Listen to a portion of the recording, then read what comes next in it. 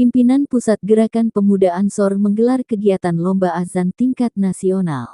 Lomba memperebutkan piala Ketua Umum Pimpinan Pusat Gerakan Pemuda Ansor yang kini menjabat juga Menteri Agama Republik Indonesia, Yakut Kholil Koumas.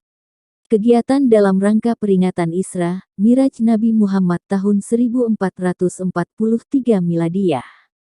Yakut Kholil dan kawan-kawan menyiapkan total hadiah puluhan juta rupiah. Dilansir dari akun Instagram resmi Gerakan Pemuda Ansor @gp.ansor, panitia telah membuat beberapa ketentuan bagi peserta yang akan mengikuti lomba ini.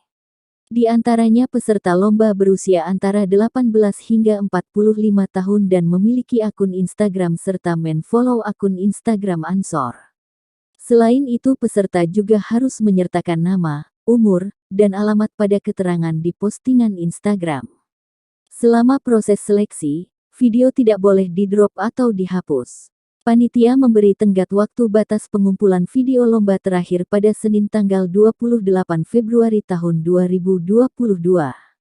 Pengumuman pemenang akan disampaikan pada tanggal 1 Maret tahun 2022 melalui Instagram resmi Gerakan Pemuda Ansor @gp.ansor.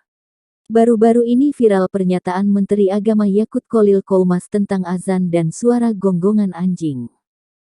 Yang paling sederhana lagi, tetangga kita ini kalau kita hidup dalam satu komplek itu misalnya, kiri kanan depan belakang pelihara anjing semua.